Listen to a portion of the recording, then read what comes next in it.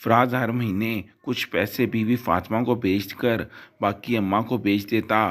तो एक दिन फ़ातिमा की नंदों ने अम्मा से कहा कि जब सारा खर्चा तुम करती हो तो फ़राज बीवी को क्यों पैसे भेजता है। ये सुनकर अम्मा ने फ़राज से कहा कि सारे पैसे मुझे भेजा करो क्योंकि तुम्हारी बीवी फ़जूल उड़ा देती है। उसके पास सारे पैसे अम्मा को आते और नंदे मिलकर उड़ा देती। जब फ़राज 5 साल के बाद वापस आया तो गल में भूख पड़ गई और अम्मा बोली कि सारे पैसे तुम्हारी बीवी बच्चों पर खर्च कर देती थी। तो फातिमा की आंखों में आंसू भर आए और उसने डरते डरते अलमारी का दरवाज़ा खोला तो सास के कदमों तले से ज़मीन निकल गई।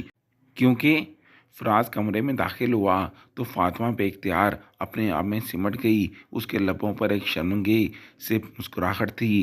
घूंघट के पीछे वो आने वाले लम्हा का सोचकर ही शर्माई जा रही थी। फ़राज ने उससे पसंद की शादी की थी। वो उसकी चचा की बेटी थी जिनसे उनका अरसा हुआ लड़ाई की वजह से बोलचाल बंद थी। मगर फ़राज किसी काम से उनके घर जा पहुंचा और वहां फातिमा को देखते ही वो अपने हवासों में ना रहा।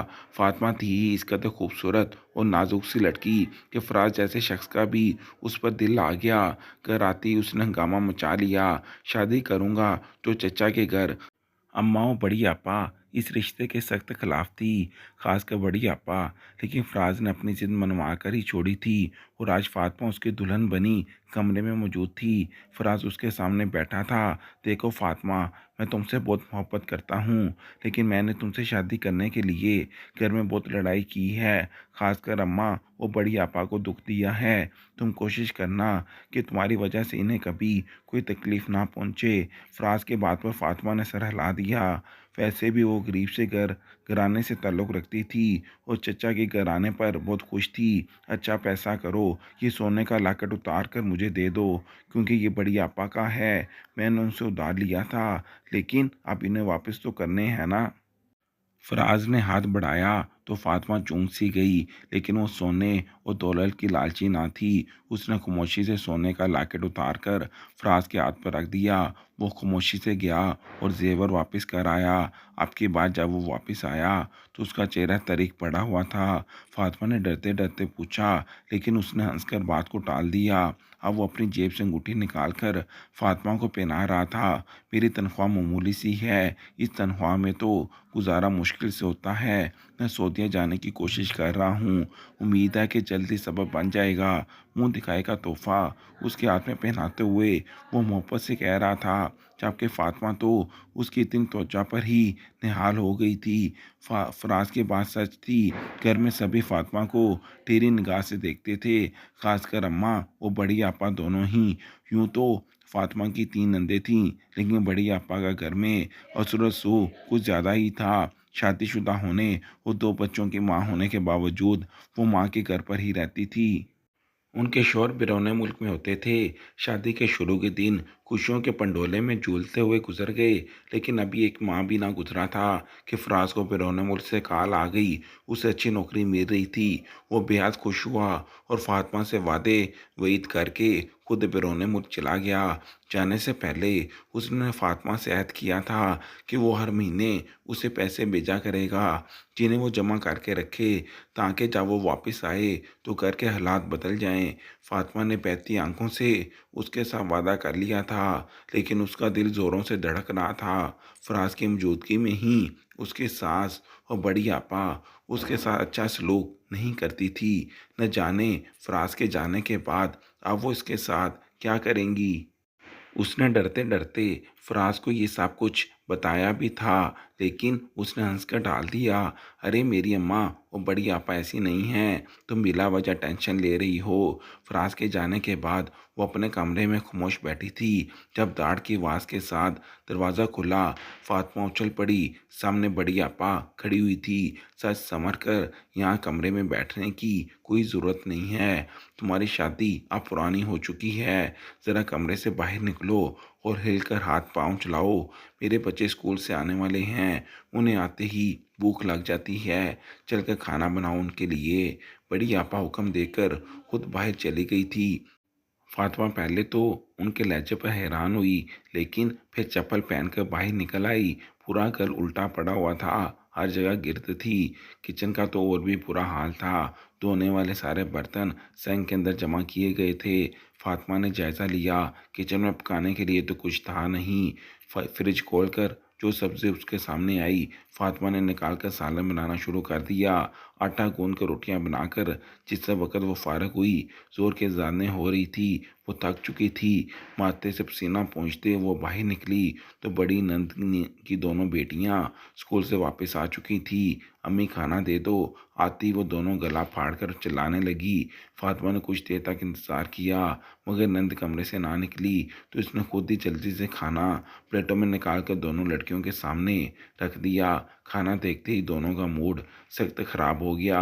एक दो गला फाड़ कर रोने लगी और दूसरी ने खाने का बर्तन उठाकर जोर से ज़मीन पर फेंके। घर पहले ही गंदा हो रहा था, उस पर से खाना भी बिखेर दिया। हमें नहीं खानी ये सब्ज़ी, ऐसा गंदा सालन बनाकर हमारे सामने क्यों रखा है? अम्मी को बुलाओ। नंद की एक बेटी रोते हुए उसके कमरे का दरवाज़ा बचाने लगी थी। फातिमा घबरा गई। थोड़ी देर के बाद नंद बाहर निकली तो उसकी आंखें सुर्ख हो रही थी। सास भी आवाज़ें देकर सुनकर अपने कमरे से निकल आई थी। क्या बात है? क्या कहा है मेरे बच्चों को जो ये इतना रो रही हैं? बड़ी आपा ने यकदम गिरा कर कहा।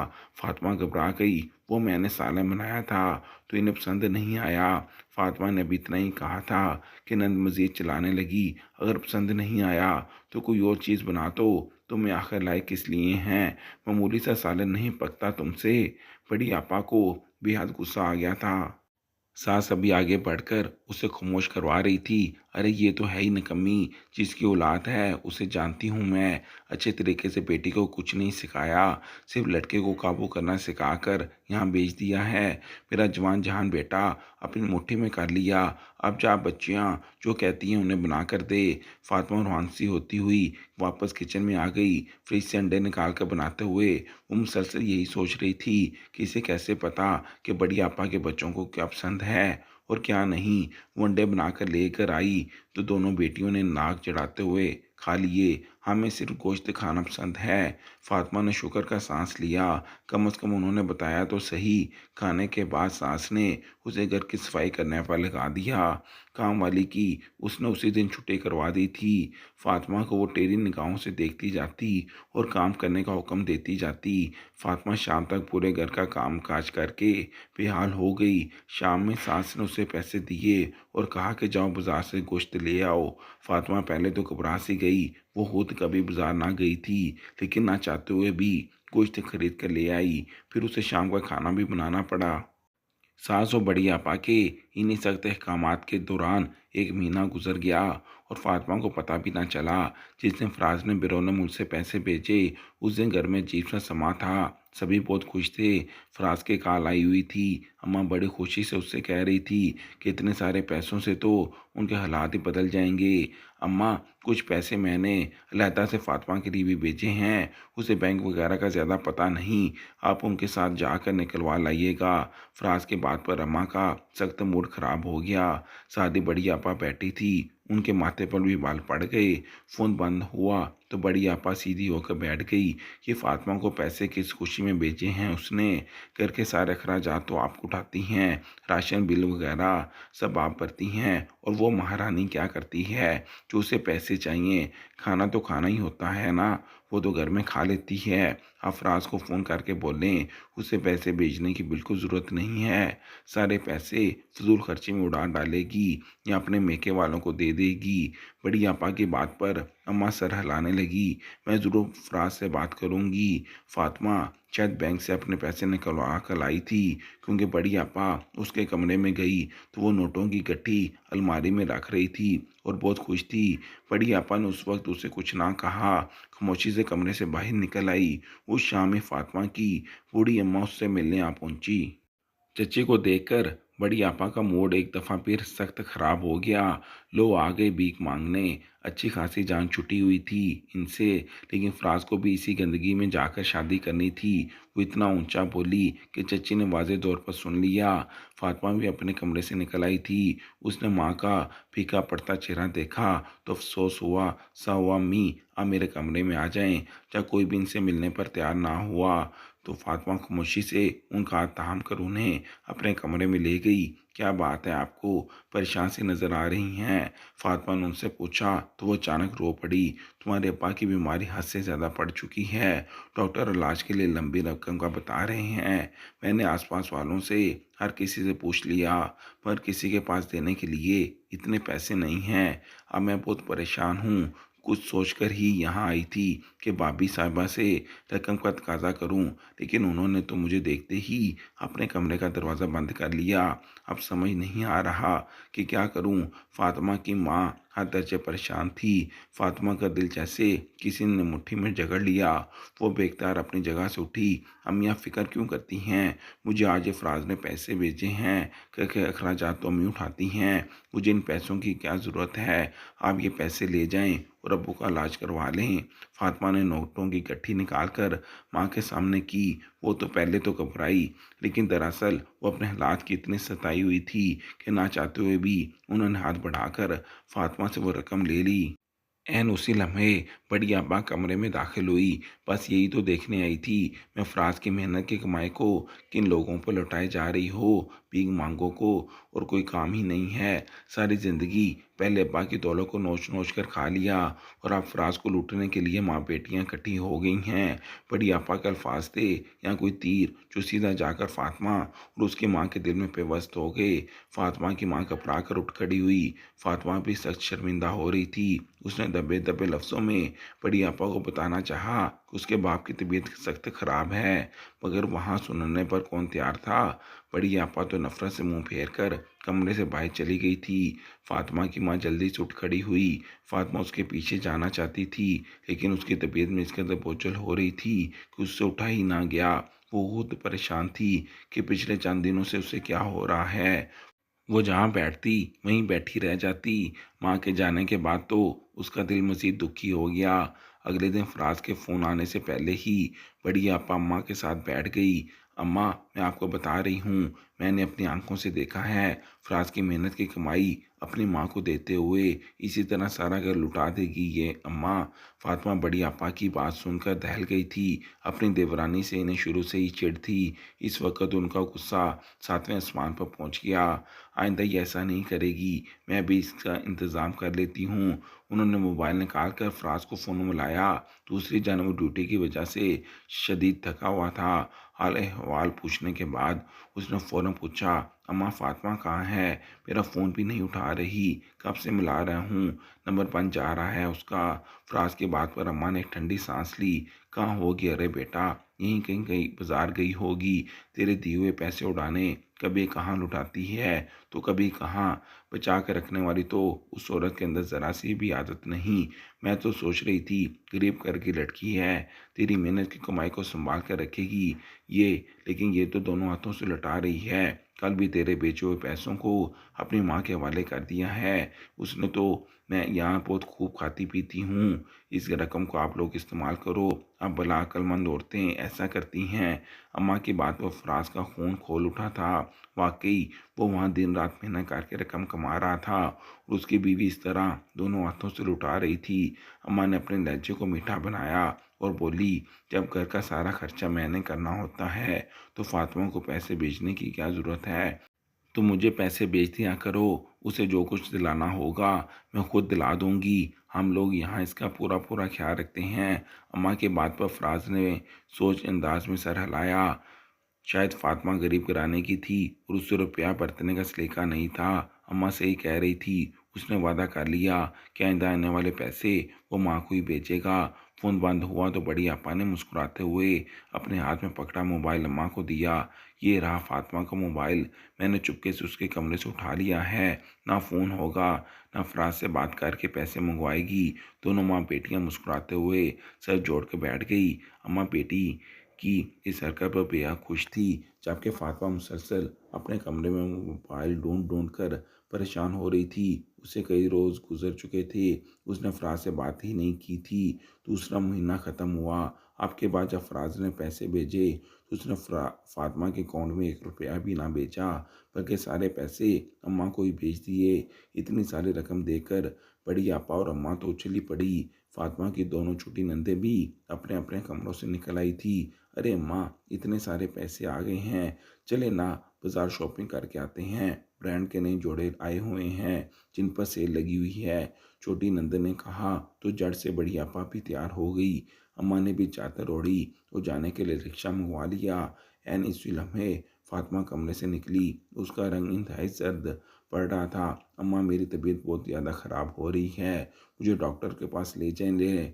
मुझे मुसलसल चक्कर आ रहे हैं, जो कुछ भी खाती हूँ तो उल्टी हो जाती है। फातिमा ने मुश्किल कहा। अम्मा, वो बड़ी आपा ने चूंकर उसकी जानब देखा। उसकी ज़ाहिरी हालत देखकर ही उन्हें कुछ कुछ अंदाज़ा हो रहा था, लेकिन कमाल महारत से उन्होंने ऐसे अपने तासुरात छुपा लिए। अरे, नींबू पानी बनाकर पी लो, कुछ ज़्यादा खा लिया होगा, इसलिए तबीयत ज़्यादा ख़राब हो रही है। कोई ज़रूरत नहीं है ये डॉक्टरों को जाकर फीसें देने की, उनके पास ना तो शफा है और ना ही इलाज। मैं वापस आकर दम करूँगी तो बिल्कुल ठीक हो जाएगी। अम्मा ने चापलूसाना अंदाज में कहा और जल्दी से बड़ी आपा का हाथ पकड़कर घर से बाहर निकल गई। फातिमा की दोनों नंदे भी घर से चली गई, मगर जाने से पहले घर साफ करना और खाना बनाने का हुक्म देना ना भूली। फातिमा की आंखों में आंसू आने लगे। एक तो तबीयत इतनी ज़्यादा ख़राब थी कि उसे खड़ा भी ना हुआ जा रहा था, मगर जानती थी कि अगर सास और नंदों के आने से पहले उसने खाना ना बनाया तो उसे बिला वजह की बातें सुननी पड़ेंगी। चक्कर आते सर के साथ वह मुश्किल घर की सफाई करने लगी। पूरे घर की सफाई करने के बाद उसने फ्रिज में रखा हुआ गोश्त निकाल कर खाना बनाया। गोश्त को देखते ही उसे जोर का दार उबकाई आई। उल्टियां कर कर के वो बेहाल हो गई, लेकिन कोई चारा ना था। उसकी आंखों से आंसू बह रहे थे। आज जो फराज बेहद याद आ रहा था, लेकिन ढूंढने के बावजूद भी उसे अपना मोबाइल कहीं नहीं मिला था। शाम डले, फातिमा की सास और नंदे घर वापस आई। उनके चेहरे खुशी से चमक रहे थे। सबके हाथों में बड़े बड़े शापर थे। अरे फातिमा, जल्दी से पानी लाकर पिलाओ और फिर चाय बनाकर लाओ। बड़ी आपा ने हुक्म दिया। वो जो काम कर कर के निडाल हो चुकी थी, वह मुश्किल उनके लिए पानी लेकर आई। वो लोग खूब सारी शॉपिंग करके आई थी। फराज के भेजे हुए सारे पैसे उन्होंने चाकमुश्ती उड़ा दिए थे। फराज की तीनों बहनें भी हाथ खर पड़ी थी और अम्मा भी किसी से कम ना थी। फराज रकम बेचता तो बागम बाग शॉपिंग करने चली जाती। घर में तरह तरह के खाने पकते। तीनों नंदे अपने दोस्तों को बुलाकर कमरा बंद करके बैठ जाती थी और फातिमा को मुख्तलिफ खाने पकाने के ऑर्डर देती रहती। अपनी ख़राब और बिगड़ती तबीयत के बावजूद उनके सारे बताए काम करती रहती। उससे अपनी तबीयत की खराबी की वजह से कभी पता ना चलती। अगर पड़ोस की औरत उस दिन ना आती। फातिमा जर्द रंगत के साथ सेन में पोंचा लगा रही थी जब वो पड़ोसन यकदम बोली, हाय हाय शमसा, तुम्हारी बहू तो हामला है, तुम तो दादी बनने वाली हो, उसके तो चेहरे पर लिखा हुआ है। पड़ोसन की बात पर अम्मा घबरा गई। फातिमा को खुशगवार सा एहसास हुआ, लेकिन अम्मा ने पड़ोसन की बात टाल दी। फातिमा को हैरत हुई। यूं लग रहा था जैसे अम्मा को पहले से अंदाज़ा था। शाम में कोने वाले डॉक्टर से जाकर अम्मा ने उसे मतली की दवाई दिला दी, लेकिन बड़े अस्पताल में ले जाना गवारा ही ना किया। अरे, ये बड़े अस्पताल वाले तो यूं ही फीसें लेते हैं। बच्चा पैदा करना कौन सा मुश्किल काम है। मैंने भी 4-4 बच्चे घर में ही दाई के हाथ हुए पैदा किए हैं। खबरदार जो दवाई खाई तो। अम्मा ने उसे साफ कह दिया। फातिमा दिल महसूस करके रह गई। वो खामोशी से घर के काम करती रहती और अपनी तबीयत को नज़रअंदाज कर देती। 9 महीने के बाद शदीद तकलीफ़ की हालत में उसने खूबसूरत सी बेटी को जन्म दिया। ना चाहते हुए भी अम्मा उसे करीबी सरकारी अस्पताल ले गई थी। उसका ऑपरेशन हुआ। जब वो घर वापस आई तो कमज़ोरी और निगाह से उसका पूरा असर हो रहा था। फातिमा की माँ उसे देखने आई। बहन, फातिमा को ताकत की ज़रूरत है, कुछ फल फ्रूट या बकरे का गोश्त मंगवा कर इसके लिए रख दो। इन हालात में खाना पीना तो अच्छा होता है, फातिमा की माँ ने कहा। तो फराज की माँ ने पूरा सा मुंह बना लिया। बड़ी आपा भी साथ ही खड़ी थी। आप हमारे घर के हर मामलात में ज़्यादा दखल अंदाजी मत करें। क्या खिलाना है और क्या नहीं हमें अच्छे से पता है। आपने अगर अपनी पोती को देख ही लिया है तो आप अपने घर जाएं। बड़ी आपा ने बदतमीजी की हद कर दी। फातिमा की माँ शर्मिंदा सी होती गई, उठ गई। फातिमा की आंखों में आंसू आने लगे। मगर बेटी की पैदाइश पर भी फराज ने उससे बात नहीं की थी। अम्मा व बड़ी आपा ने फ़ोन कर कर के उसे फातिमा से सख्त बाज़न कर दिया था। उसके बेचे हुए पैसों में से वो 1 रुपया तक फातिमा को ना देते। फातिमा अंदर अपने कमरे में पड़ी रहती। छोटी बच्ची भूख से बिलबिलाती रहती, मगर कोई उसे खाने को ना देता। बड़ी आपा और छोटी दोनों नंदें बाहर से खाना मंगवा कर खुद खा लेती और अम्मा को भी खिला देती। किसी को फातिमा का कोई एहसास ना था। फातिमा थका कर खुद ही उठती और किचन में जो पड़ा हुआ मिलता खामोशी से लाकर खा लेती। उसके रखसारों की हड्डियाँ निकल आई थी। मासूम बच्ची दूध के लिए तड़पती, मगर फातिमा के वजूद में जान होती तो उसे दूध पिलाती। जैसे तैसे करके दिन गुजरने लगे। फातिमा के जख्म कुछ बेहतर हुए तो अम्मा और बड़ी आपा ने दोबारा से घर के सारे काम काज उसके हवाले कर दिए। वो काम कर कर के हलकान हो जाती, मगर इस पर भी बड़ी आपा और अम्मा उसे मुसलसल बातें सुनाती रहती। सूखी मरजान मरीन सी लड़की पैदा की है, कोई बेटा पैदा करती तो मेरा ख़ानदान में नाम भी होता। अम्मा उसे उठते बैठते ताने देती, जबकि फातिमा की आंखों में आंसू आ जाते। बेटी थी तो वो भी भूख से तड़पती ही रहती थी। कभी सास ने 2 रुपये उसके हाथ में ना रखे थे कि बच्चे के कपड़े ही ले आओ। उससे पास पड़ोस वाले जो 100-200 देकर जाते, फातिमा ने इन्हीं से ही अपनी बच्ची के चंद कपड़े मंगवा लिए थे। उसने अपने नसीब से समझौता कर लिया था। गरीब घर की होने के उसे इस कदर कड़ी सज़ा दी गई थी कि वो खुद हैरान थी। रफ्ता रफ्ता वक़्त गुजरता रहा और फिराज को बिरोने मुल्क गए। 5 साल गुजर गए।